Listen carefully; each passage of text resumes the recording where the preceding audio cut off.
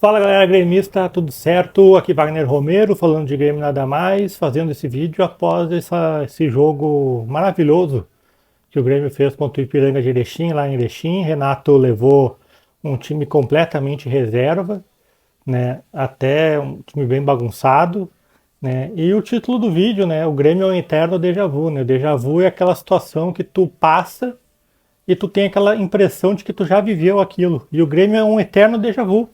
Porque hoje, de novo, a gente teve aquele exemplo que a gente vem se repetindo ano após ano, de ver o Diogo Barbosa jogando, e não colocar, por exemplo, o Cuiabano.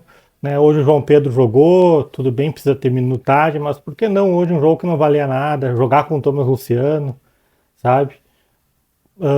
Passou 90 minutos, hoje a gente não viu o Ronald jogar, campeão sul-americano com a seleção brasileira, o cara não jogou. Chegou a entrar o Natan de volante no finalzinho do jogo e não entrou o Ronald, não faz sentido. Né? Então vimos de novo Darlan, Lucas Silva, sabe? Galdino, Gabriel Silva, o próprio Gustavinho, Diego Souza, sabe? A gente já sabe que não vai sair nada dali. Então a gente fica se repetindo essa situação e fica aquela impressão, pô, eu já vi esse filme, não vai sair nada, eu já vivi isso. E tu vai lá, acontece, vive de novo, não acontece nada de novo e assim vai. Isso se repete várias vezes todos os anos, nos últimos anos do Grêmio. Né? Então, um jogo onde o Grêmio no primeiro tempo se escapou, graças ao Breno, disparado o melhor do time no jogo, o melhor do jogo disparado foi o Breno. Né? E é uma situação que eu repito bastante, eu acho que o Breno, nada contra o Adriel, nada, acho que o Breno não cometeu nada grave nesse ano para perder a posição, mas a gente não acompanha os treinos, não sabe como que é, então não vou assim julgar a titularidade do Adriel. O Adriel tem sim um jogo com os pés bem superior ao do Breno, mas no que diz respeito ali a defender o gol, tecnicamente o Breno é muito bom goleiro e claro que paga muito ainda por algumas situações que viveu no passado, como o choro no jogo contra o Santos, principalmente o choro no jogo contra o Santos, né, ficou marcado aí muito na carreira do Breno. Né. De resto, foi um jogo que no primeiro tempo foi um terror. Se o jogo no primeiro tempo terminasse aí uns 3-0 para o Ipiranga, não seria exagero. O Breno fez 3 grandes defesas, o Darlan entregou uma bola absurda, né, o injustiçado Darlan, que era injustiçado no Grêmio antes, saiu para o Juventude, foi injustiçado no Juventude, aí foi repassado para a Chapecoense, foi injustiçado na Chapecoense e está aqui de novo no Grêmio. Né? Esses casos incríveis de jogadores que são injustiçados em todos os clubes e não dão certo em nenhum. Né?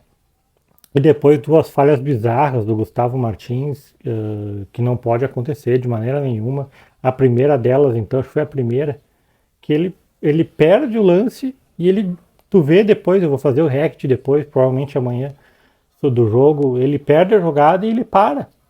Né? Então, há situações que não podem acontecer. Na verdade, hoje do time que saiu jogando, é só o Breno mesmo aproveitou a chance, ninguém foi bem. Até o Bruno Vini ele cometeu alguns erros, não erros tão graves como cometeu o Gustavo Martins, mas o João Pedro também não conseguiu jogar muito. O Diogo Barbosa a gente já sabe que não vai sair nada. Darlan e Lucas Silva muito menos. Diego Souza foi uma peça ali de enfeite dentro de campo, só reclamando, não contribuindo com nada. Gustavinho também nulo. Galdino nulo. Gabriel Silva nulo. Foi um jogo horrível no Grêmio. No segundo tempo, intervalo, a pedido do Renato, que estava aqui em Porto Alegre, o Grêmio entrou com o Cauã Kelvin, que é um jogador que é titular da Sub-17, titular da Sub-20, e com Zinho e Rubens, né? E eu tinha uma expectativa muito grande, principalmente no Zinho, porque acompanho ali as categorias de base e vejo nele um jogador com potencial para ser aproveitado no plantel profissional. E ele realmente aproveitou a chance, fez várias jogadas individuais, foi para cima. É um cara que tem uma inteligência até maior que a do Ferreira, ele tem uma facilidade de drible, mas um acabamento das jogadas melhor. Né? O Rubens eu acho que não vai ser todo esse jogador, acho que não é, mas até também entrou bem. O Kevin também entrou com alguns lampejos ali, pelo menos teve uma posição de armador com um pouco mais de destaque em relação ao Gabriel Silva, né? Ele é um cara maior de estatura, então um pouco mais forte, né?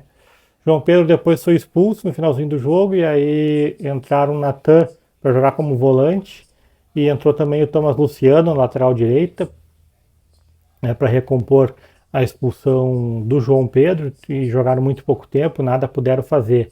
O Grêmio não teve uma chance clara de gol, alguns momentos de perigo ali, principalmente com o Zinho, e o Breno ainda fez mais 2 ou 3 defesas no segundo tempo, melhor em campo disparado, o Breno, né? Que fique de lição esse jogo. Agora o Grêmio se reapresenta segunda-feira, se não me engano, às 4 da tarde, amanhã domingo é folga, para o jogo da Copa do Brasil na quinta-feira na Arena contra o Ferroviário de Ceará, lembrando que o empate leva para pênaltis. Daí, no outro fim de semana, começa as semifinais do Gauchão, onde vamos enfrentar esse mesmo Ipiranga, o primeiro jogo lá em Erechim, e a gente espera um time diferente, uma atuação também bem diferente, né? Fica aí então a reclamação, né? A gente está vendo esse filme se repetindo no Grêmio há muito tempo, os mesmos cascudos tendo oportunidades e eles nunca aproveitam. Enquanto isso, a gurizada da base que vem crescendo fica cada vez mais sem perspectiva de uso, tá certo? Se inscreve no canal, compartilha com os amigos, dá o like ajuda o YouTube a distribuir o vídeo, né? E comente aí o que você acha, o que você achou do jogo, o que você tem achado aí dos meus conteúdos, tá certo? Wagner Romero falando de Grêmio e nada mais. Feito!